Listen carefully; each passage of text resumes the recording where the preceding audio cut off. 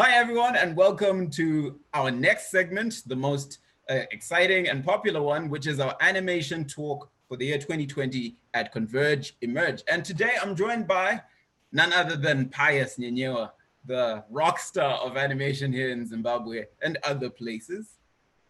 How are you doing, Pious? Thanks for joining us. I'm good, man. I'm good. It's been a interesting year. How you Yeah. doing? I'm doing great given the circumstances. I mean, I can't complain. It's good to have you over, and I guess we can jump straight into it and talk about what we're going to be discussing. But for those who don't know who you are, you can go ahead and introduce yourself.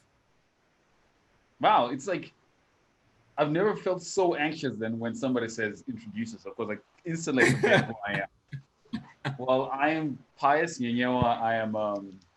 I'm the studio lead at Alula Animation, and we focus on 3D animation. And currently, we've been operating in the commercial and advertising space. Yeah. Awesome. Can you talk about some of your clients or any work that they might have seen before? I guess if you follow ads, but I guess with sponsor you might have seen them. We do a lot of ads for corporates. So Stewart Bank, if you've seen Batsy, recently Kesto from ZB. We've done a couple of ads that have screened in theaters back when the Earth was still normal. Yeah, that's here in Zimbabwe, of course. Yeah, that's here in Zimbabwe, of course. Yeah, but most of our ads did play in theaters. But yeah, I'd say Stewart Bank ads were some of our most popular ads. Batsy and the whole lot. I'm pretty sure we'll show you some of them. Yeah. Congratulations are in order. So I'm told you might have been nominated for some awards at a very prestigious French film festival. Is it safe to talk about that? Yeah, that one's safe to talk about. I think it's two of our ads that we did in collaboration with Shift Engage were nominated at the Louis.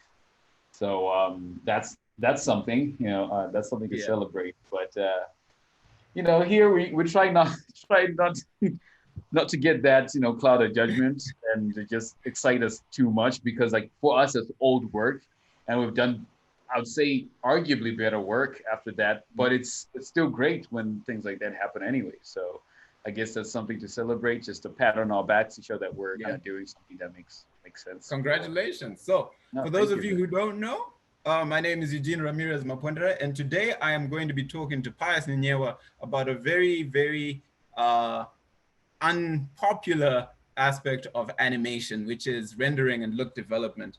We're generally going to be talking about the ins and outs of getting your work looking world standard, like lighting it, rendering it, texturing it, all of those different things, and making sure that everything is looking a lot better than some of the other case studies we're going to look at today. So without any further ado, I think Pious has got a sample, and he's just going to walk us through his understanding of Lookdev, and then we can talk more about his process for look development, and then we'll take it from there. Okay, so I guess I would say let's first of all establish what Lookdev means, because I think that's a term that we know internally in the animation industry. We use it all the time. So for others who might not know what Lookdev means, Lookdev just merely means look development. So it's the journey from coming up with a concept to the final render. And what we call render is the final image that people are going to see on screen. So we're talking about, what the skin looks like, what the hair looks like, what the clothes look like, and in most cases also what the environments look like.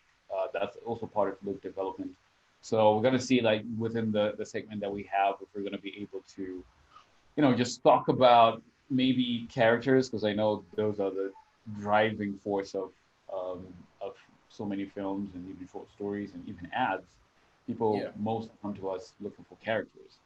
And see if we have time, maybe we can even talk about environments. But I guess that wasting too much time, I guess we can start sharing the screen, right? Yeah. While you do that, I can just explain a few things. So the whole idea of look development isn't just testing out images and renders for the fun of it. The process of rendering is actually very expensive in that rendering takes up a lot of time, a lot of computational power, and a lot of time, because each frame that constitutes 1 second of animation, which can be anywhere between 24 frames and 30 frames, which you see on screen, they take sometimes minutes or even hours to render. So Lookdev comes into play when you have to refine and agree on the particular production quality image and look that you're going for. So just like Pious said, it can cover the look of environments, props, characters, and many other things. Sometimes it's used just to test out materials and textures and things like that. So Pius, I think you've got your screen shared and you can take it away. What are we looking at here? All right, cool. So I just thought that it'd be maybe easier if we start off with our own mascot. This is currently still the face of Alula. I guess you can see it on our website. You can see it on our Facebook or any. She's the face. Her name is Marcy, and just a quick story of how Marcy came to be, so that at least people can be acquainted with that. Marcy was developed for Stewart Bank, and unfortunately she didn't make it. And then we pushed her to another client, and again, she wasn't accepted. And then we're like, you know what, we really love her, and without wasting too much time trying to push her to other clients, we just adopted her and made her ours. So after we made her ours, we had other people come and say, "Hey, can we have her?" We're like, "No, no, you had a chance." The universe spoke. Yeah. So let me just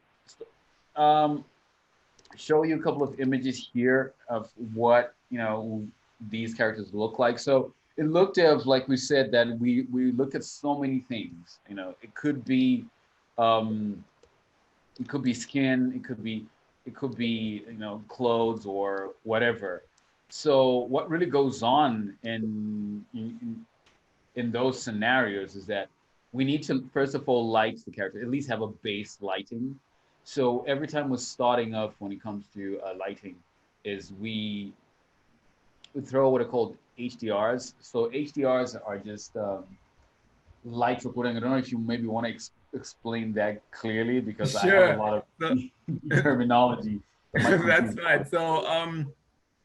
So sometimes images are used to light environments in 3D, but there are special types of photographs that have a lot more data in terms of the shadows and the highlights than a regular photo that you can take on your smartphone or a photo that you can download from the internet. So they're called HDR because they have high dynamic range, which means that the level of blacks to white are way more than what you'd get in a regular photograph. So these images are extremely dense in their information and lighting information, most importantly. So HDR files are they're wrapped around an environment or a sphere sometimes, and this is known as image-based lighting in 3D. So that is the type of image that Pius is talking about right now, that he starts by actually using these very, very high detailed photographs, these HDR photographs, high dynamic range photographs, to light a scene. Did I get it right, Pius? Yeah, that's it. So what you're looking at right here is a basic scene, and it's just a demo light. It's just a demo lighting for us to at least have initial start. So this allows us to put the base materials for our character. So right now, what we're focusing on was mostly the skin. So you can see, like, you have a lot of noise in this image, just because that's not what we're looking for. We're not looking for a clean render, and that's the best part about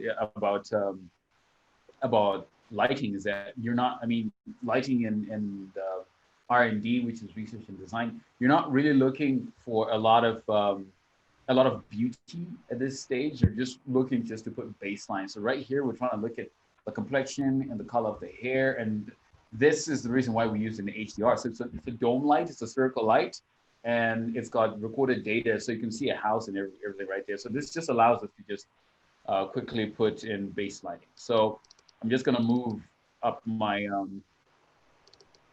my image rack over here, so you can see like there's a lot of things that you can see different from here. Like you can't see the eyes right there, so then we come in there and then we punch in the eyes, and we're still trying to figure out like, do we want to do realistic eyes or do you want to do stylized eyes? There's so many different looks that we're trying to go for, and this is really the reason why we use such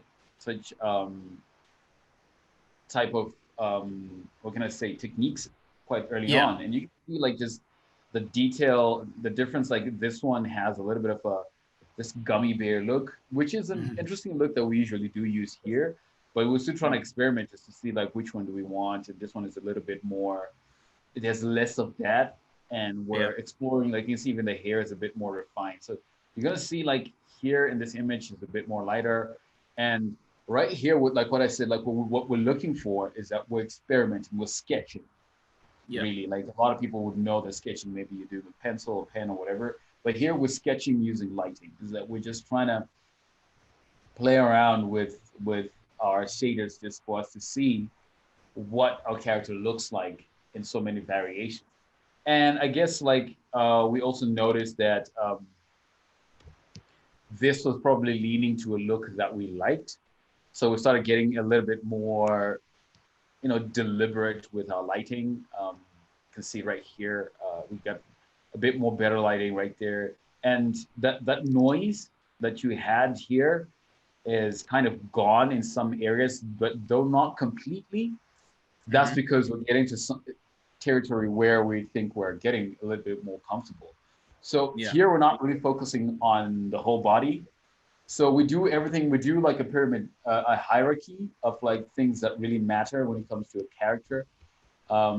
So in this case, like the face really matters the most. So you see a lot of people focusing more on the face and portraits, just because that's what you're going to be seeing a lot if you're watching the film. But that's what we're going to focus more on, and the rest really doesn't matter. So we have to choose between, do we want to use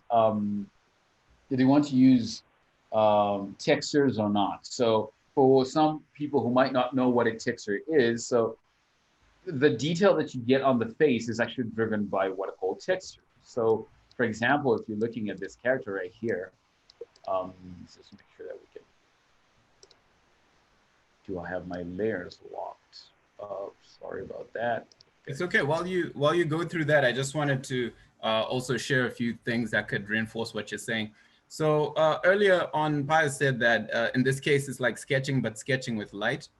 What it means by this is that inside of a 3D program, any 3D program that you could be using to do this kind of work, there are virtual lights. In the same way that a real life photographer sets up, you know, different types of softbox lights, spotlights, whatever it could be.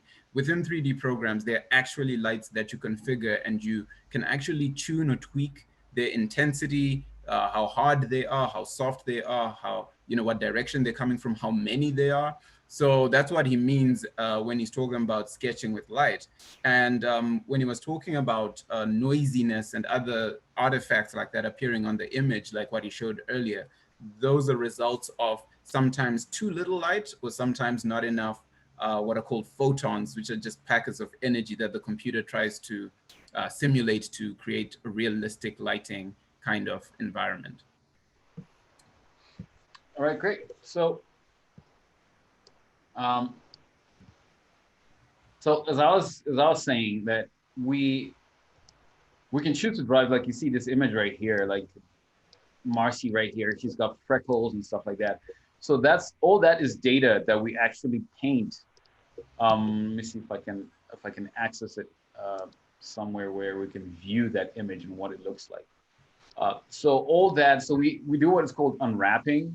So an image that is unwrapped, you have all this detail that's on the face. Just wait for it just to finish computing. Maybe I can access it somewhere out there. Right. So while it's looking for all that, when I'm looking for all that, I can just talk about what unwrapping is. So all this detail is actually on a face. Come on. I can show you what it looks like if it's unwrapped. All right, there we go.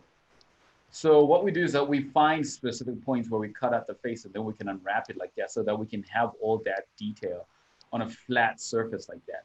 So what that's going to allow us to do really is just so that we could be able to take this to any kind of painting program. I know like back in the days, people used to use a lot of Photoshop, and that allows us to paint that detail in. So this goes back and then is projected onto this character, and then that's how you would get this look. So in certain scenarios, this can drive like the actual pigmentation on the face, the complexion. It could also drive how shiny the face is. It could also drive the pores, the details. Like I can show you another character that had that detail. It could also drive all that.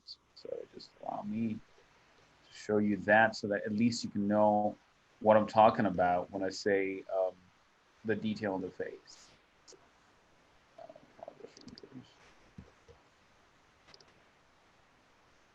Right, there we go. So all this detail is going to be driven by that map. We call it a map. So going back to Marcy and just following along our progress. So here you can see that this previous image didn't have that, but by the time that we get here, we're starting to see some of that detail just because we plugged in that image and it's now driving the look of our character. And all that is part of R&D. So you're gonna see a lot of images like this one that are partly rendered. So you can see this area is detailed where this section is not. So we're really looking at some specific aspects of the face.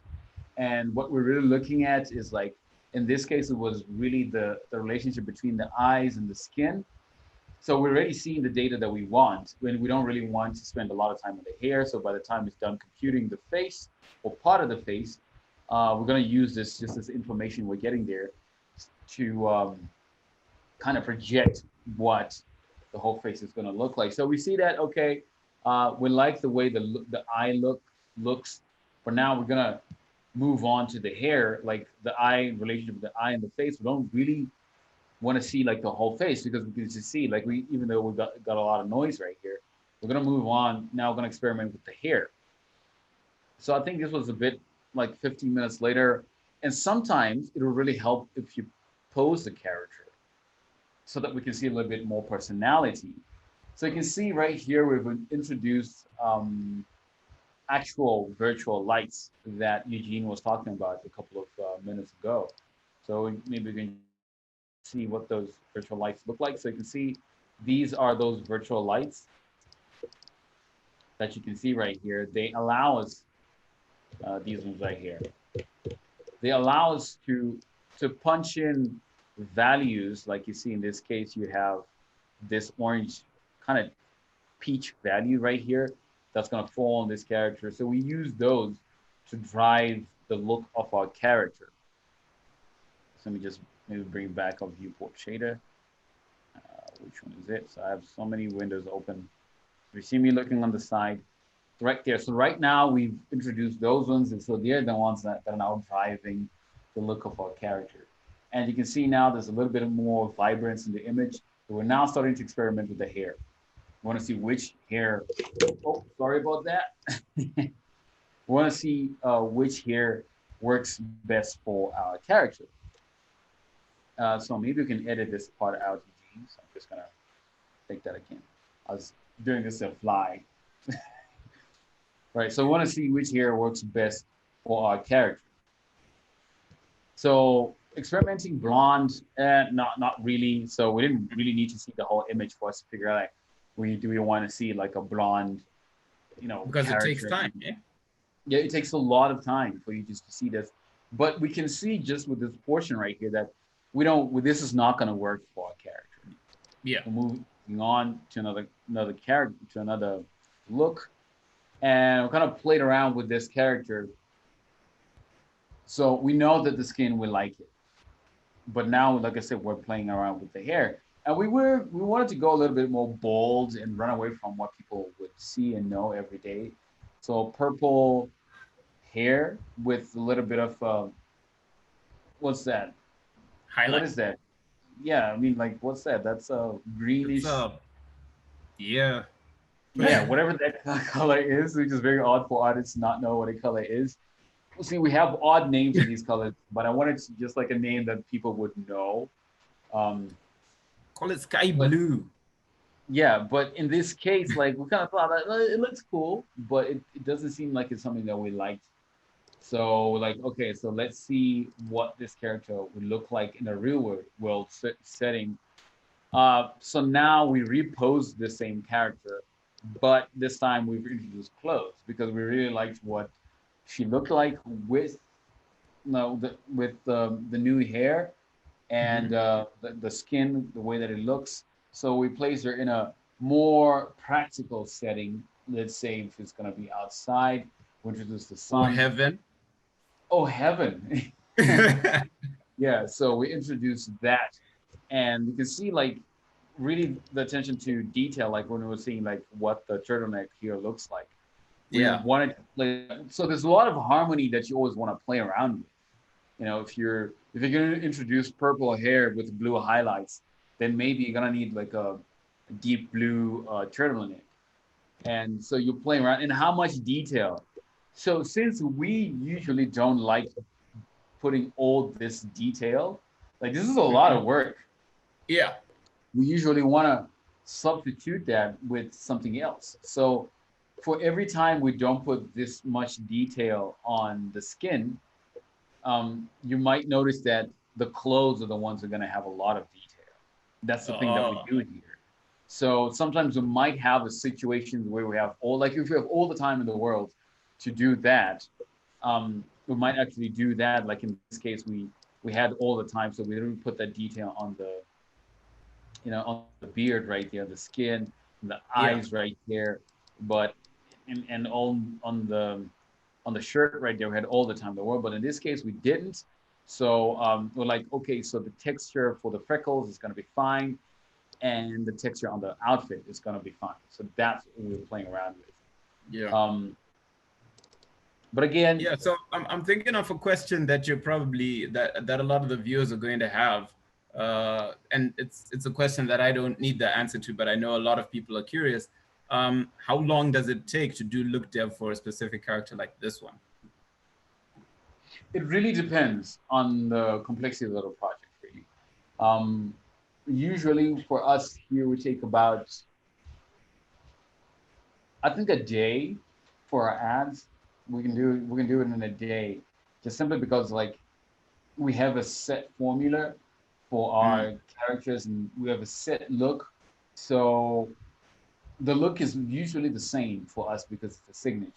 So we already know the foundation of like what's our character going to look like. But if it's like a fresh new project and we're probably doing something different, like say if we're going to go, I keep on bringing this character because it's like it has all this detail.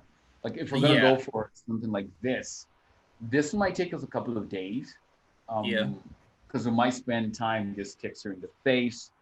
And in some cases, we might paint a lot of these maps. So you have a map that's driving the skin detail. We have another one that's called the displacement map, which is different from the normal map right here.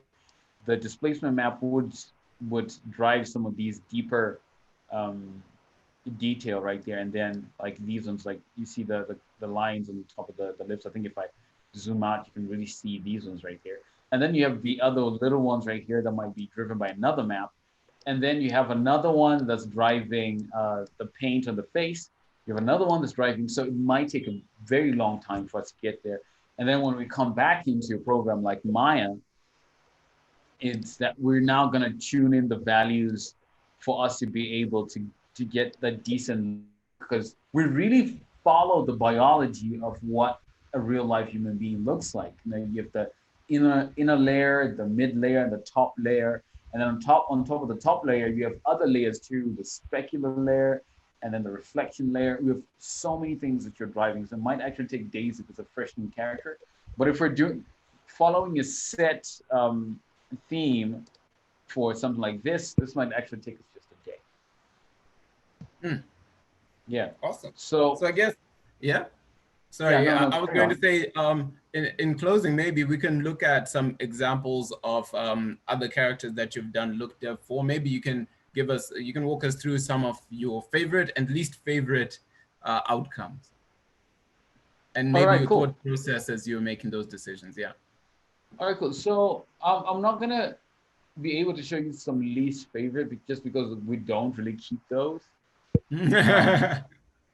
No, it's not like we're like, oh, we're not keeping them, but it's just like when you're working, something that doesn't work, sometimes you don't even get to a point where you even finish rendering. For an example, this could be an example of something that didn't work. You know, and you don't even render those. And like something like this was probably something that I would call my least favorite, just because you can already see that something is off in this image and you don't keep it. So we don't have a lot of those. So I guess for just progress sake, that's showing you from here to something that we liked at the end, which is, just give it there we go. So this was the final. Oh, there you go. Yeah, so this was the final look, even going as deep as trying to figure out like what did the teeth look like in the end. So because a smile is very important. So you want to think of like, what is your character going to do a lot? And you want to focus on those things. Like, remember I said, like, there's a thing that we call hierarchy. And we really, in this case, we wanted her, when she smiles, is to really get those teeth popping. So obviously in this case, she wasn't smiling, but this was the final look that we settled for. But I'm going to go ahead and look at some of the other characters. Obviously, you've seen this character. Yeah. I'm just going to cycle through some characters from this project. Different looks, again, like different forms of lighting. And we can even go as far as look at other creatures that are not just, human beings, because this is a character. Because I think when you say characters, a lot of people think, oh, you mean human beings, but a snake is a character. And you can see, like in this picture that we have here, this snake has certain features that you don't really get from a normal snake, which is like the tusk. And so in this case, it's in a real practical setting. So this is one of my favorite, just because like it really showcases the subject matter. Because what we do here is that when we're working, I can see that we're kind of have 3 minutes remaining. When we're working on our characters, we film our characters as if we're filming a live action film. So we would work on our character, but in the end, we would film it as if we're using an actual physical camera. That's something that we do here. So we take into consideration things like depth of field and how much we're going to have that in the shot. So that really drives the look of our character and how it's going to be influenced in the final image. So during your look development process, you're also considering the mood of certain scenes or the range of emotions that a character is supposed to show off in a certain film or an advert or a video. Those are some of the things you're taking into consideration. Very much, yeah, very much so. Yeah, those are things, a lot of the things that we're taking into consideration. Like for something like this, like it's supposed to be menacing, and it's not supposed to be something that's easily likable. So first of all, you just want to render it so that you can see it in full light, and then you move on, and then you start really putting it in moods where it could be practical within the film, because you really want to look at how long it's going to take for each shot to be rendered. So in this case, this could be an example of the detail that we really would want to pay attention to. You look at the tusks right here, and like the detail on the nose and on the fur and even in the eyes. Right here, we're looking at a home setting. And just a brief background on like this home setting. We wanted it to imagine what a place like some of our, I'd say middle communities looked like when they're still new, because we kind of know them right now to be very, very weathered and everything. So it's a little too clean. Like again, this is R&D, so a lot of detail is not in there. But here we're playing around with the lighting. So this allows us to choose our colors correctly, or should I say properly, because like we can test it all in various light settings.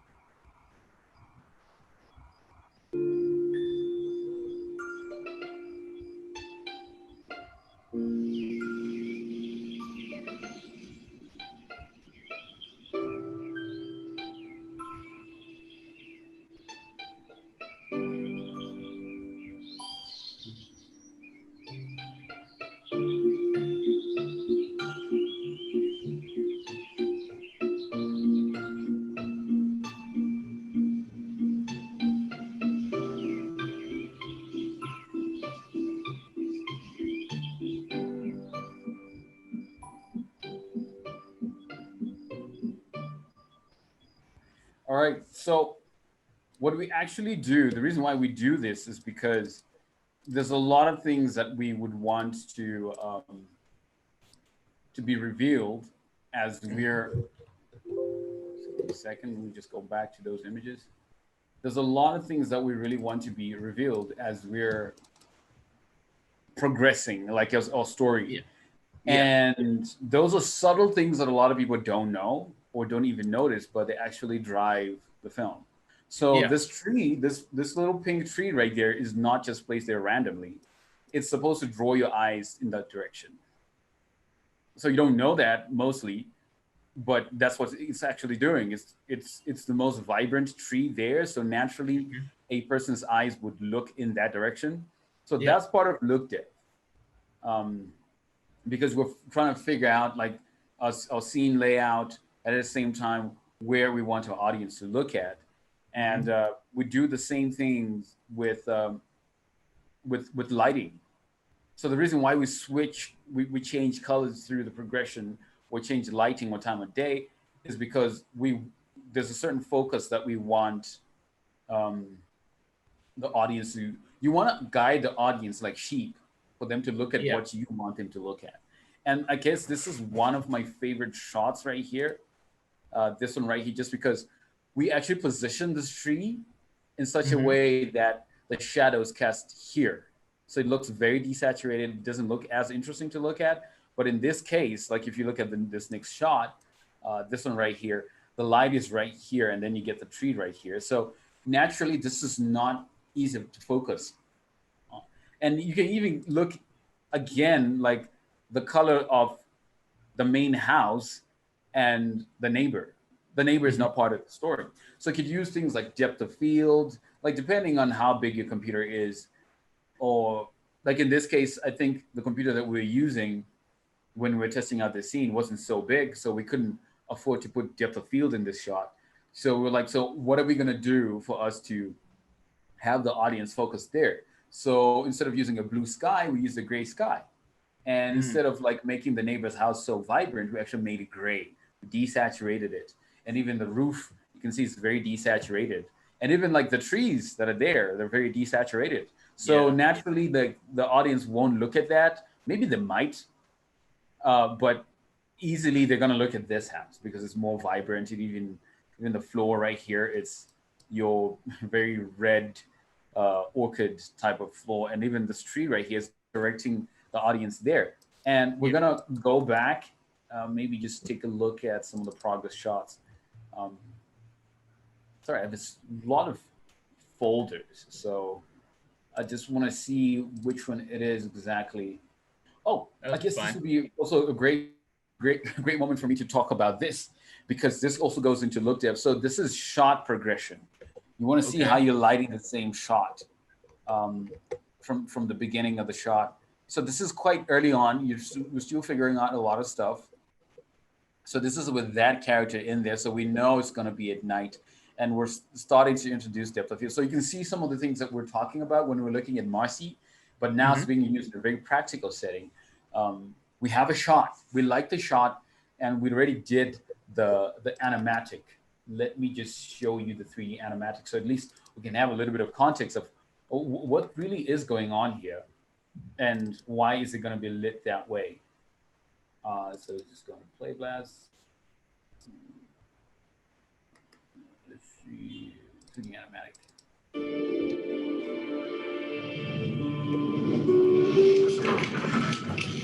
Let's skip that.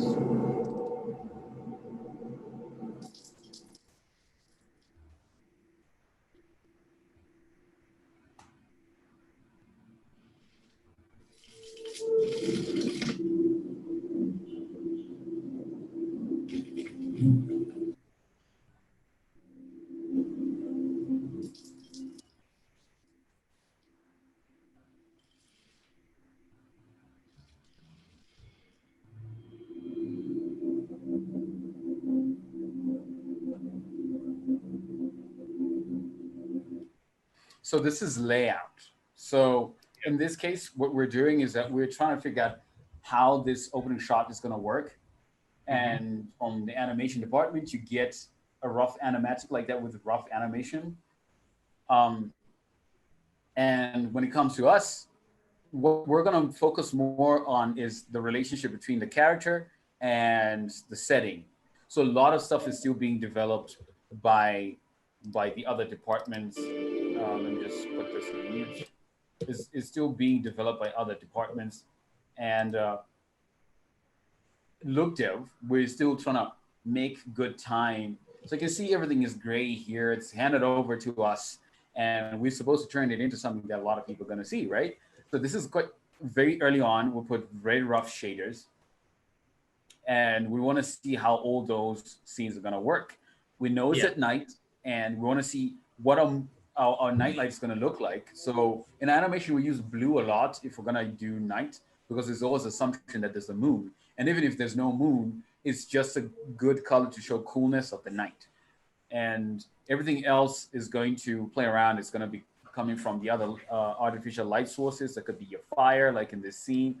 It could be from lights or phones or something like that. So in here, we know there's fire, there's moonlight. So those are the two main drivers of our scene. And we're starting to use camera effects. Like I said, we film it like we're filming a live action film. So we're starting to introduce depth of field. This allows us for us to know what a bokeh is going to look like. So it's how the light in the background is going to look, how you're going to get these gleams. So we're really just going along in there and trying to see how we can make our audience focus on the main things that are very important. So that the other departments, as they're refining animation, we're just going to be replacing all of that stuff in this in the shot with what really matters. Like, we knew that in this shot our character is going to be naked, right? And that's a decision that the director made, and we knew that we obviously, keeping it PG, we didn't want the audience to see some of those things, because that's not what we want. That's not the focus. So we use lighting a lot for us to cover things that really don't matter. Like in this case right here, it's like most of this character is in the dark, and we place the fire in a very specific point, so that when the light comes in and it beams this way, this vase's pot right here is actually going to cover most of that and cast a shadow, so that we don't see the things that are nudity and stuff like that. So we keep everything quite PG. Same as in this shot, we use depth of field a lot.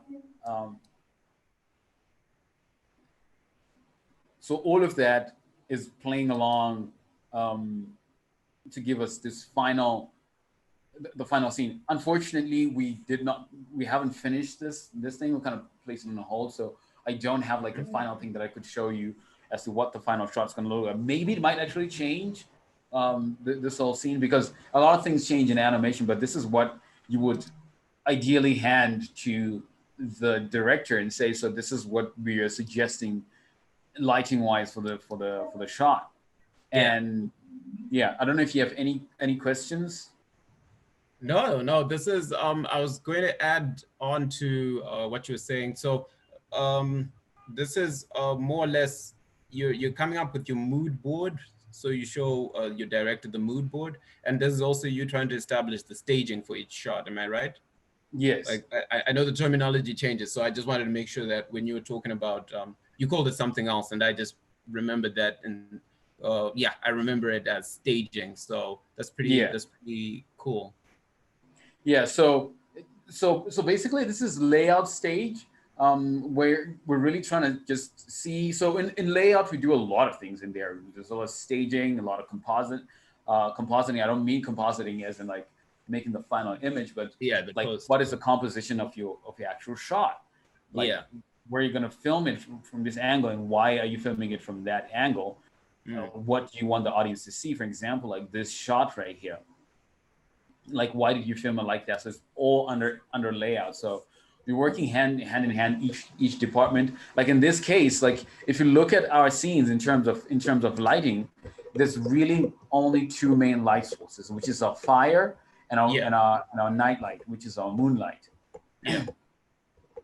So that's pretty much what we're looking at. And we introduce a third lighting in there because it's playing along in the story. We want to introduce something new. He's doing something in this film, and we have two main light sources, which is the cool one and the warmer one, right? Mm-hmm. So immediately when you introduce something new in the shot, it creates a sense of like attention to the audience, like, oh, so there's something new. It creates a new focal point. Yeah, what does it mean? So, a lot of these points really would come from the director and the art department, because most of these things you actually get them from the concept art department.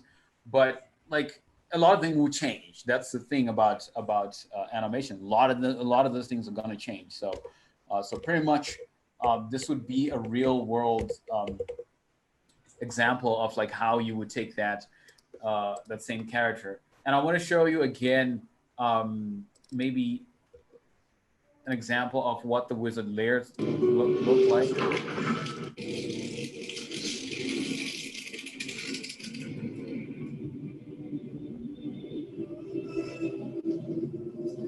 So this is quite early on. Let me just kill the music here.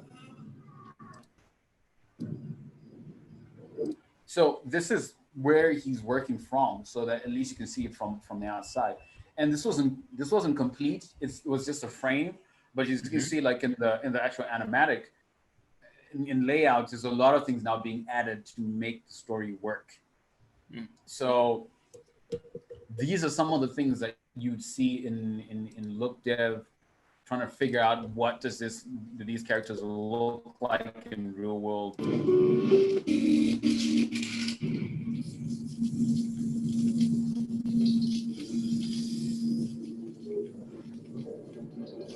So I think this was the near final look of the snake. If you remember from early on, it didn't have most of the textures.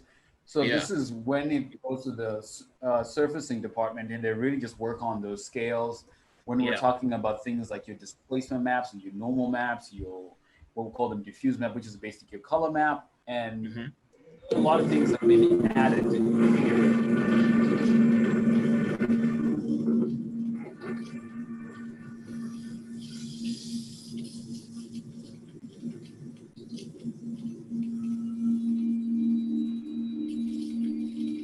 So over here, I can see it's got a lot of warm tones that are lighting it. Was this also supposed to be in the same environment with the fire? So no, I guess this was just so that we could see what the character looks like. But really what we really wanted to see was like how colors shift when you look at a snake, right? Like you see a color when you look one way, but when it turns to go the other direction, you can see a different color. Like in this case right here, it wasn't much, so we just playing around with the lighting just so that we could see what it looks like. I don't know if you have any other questions before I can show something else. No, not at this moment. I'm pretty impressed and really really informed by everything that you've shared so far. Right. So I'm also going to show you the wizard clothes. Yeah. So we do all this so that we can easily show how, like, who this person is. That's really the reason. So that's really our job when it comes to look development, is that everything that we do, including lighting, is supposed to inform the audience as to who this person is and what you expect from him. Do you expect him to be nice? Do you expect him to be happy, or do you expect him to be evil? So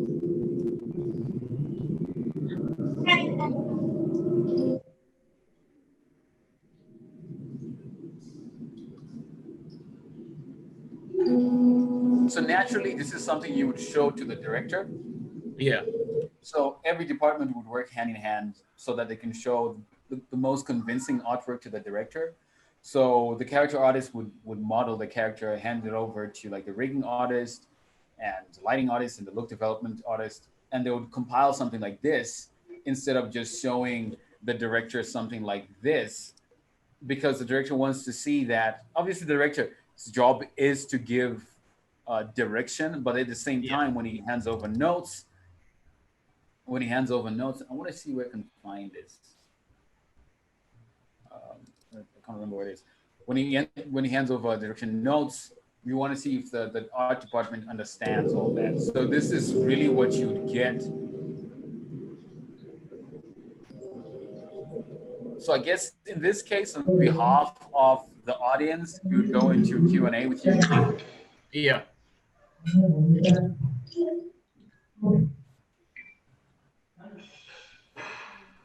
This is pretty impressive. So these make up the tests that you end up submitting to the director, pretty much. Yeah. So usually to the director would submit things like this, which would be like, this is what we're experimenting. Mostly you would actually get from the concept art, they would do something like this. But when you hand over to the 3D artists, they're starting to do like things like this so that you can see like, is this too realistic? And like, what if we add the snake? Remember you were asking about the snake. What does that snake look like when we put it in this environment? Yeah, so is it too dark? And then it's taken back to, let's say, the surfacing artist, and then he can tweak some of those settings so that it's a bit more visible. And like in this case, we're looking at our antagonist, like in that home setup. Remember the home that we looked at? Like, what would he look like? Yeah. So I guess this is, and even like things like vehicles. Like I guess like these are some of the things that we can look at. Like how much detail do you want to put into that vehicle? It's all that goes into look development. This car, where is it coming from? Where is it going? It really should, all of this should go back into storytelling. Like, what is your story saying? Like, how much do you want to, so like experiments, like light color variations of the same vehicle. Yeah. So you'd hand this over to the director, and then the director's like, okay, so I think I like this. I want to see it maybe in a practical setup. And then we just put it in, you remember the HDRs that we talked about? They allow us to really just see the vehicle pop. And then it's like, okay, I like it. Now can we put it in our setup? Remember that home setup? Yeah. We'll put it in there. So this is what we're now looking at. So you can see maybe like the choice, like you can choose a certain color in a certain scenario, but when you place it there, it's not practical. And then you change it and then think, oh, so it looks a little too luxurious for this type of neighborhood. Can we tone it down a little bit? And then I guess this is the color that we ended up going for, just because it just fit in this world a little bit more. So all of this goes into what we're talking about like color harmony and making sure that everything works hand in hand to give us the best product to better tell the story. That's awesome. That's awesome. And yeah, I like the dirt map on the car as well. You guys like to mix it up. So you know what? That's pretty much the A to Z of Lookdev at Alula Animation from the School of Pious, definitely. And I think it's been really informative. If you want to find out more from more about Alula and the work that Pious is doing, Pious, you want to tell us your URL for Alula's website? That's alula.africa. You can check out our website, alula.africa. If you want to see more of our work, you go on our Instagram. That's Alula_animation. It's at Alula_animation. And if you want to see more of, I guess, Facebook, again, it's Alula_animation. And our Vimeo is vimeo.com/Alula Animation. Awesome. And I'm sure if they've got any questions on what we've been talking about today, specifically look development, they can hit you up on your social media and ask you a couple of questions, and you'll get back to them, right? Right, yeah. And also, I just want to thank the artists that work at the studio, because there is this notion where people would think that this is a one-man job. It's really not. Like, there's a lot of artists working here, just putting in a lot of work, working on environments, lighting, characters, surfacing, a lot of things. So it's really a team effort. So I guess those are some of the things that maybe we could even just mention in there, that a lot of these are not just one person. It's a team of people. Yeah, I think it's important that you bring that up. That I like to emphasize that it's not instant. Especially, I was thinking about it as you were cycling through the different tests of the car. As much as it's changing color and all that, it's not like when you're playing Grand Theft Auto and you're choosing a different, spray paint job for your car. It's not that instant. It's actually something that takes, minutes and sometimes hours to just render out those different iterations of the video. I mean, of the vehicle. So I think it's important that our audience knows that this is not a one-man job, and it's not an instant job where you press a button on a keyboard and a car pops out or a character pops out. It's hours of very, very intensive work. So thank you so much, Pious, and this has been absolutely informative, mind-blowing, as always. Thank you for gracing us. Even though Converge this year took place online, you still made it all worth the while. Thank you very much. All right, so stick around for another one of our talks, which will be on this channel in a few hours as we continue with Emerge 2020. Peace. Peace.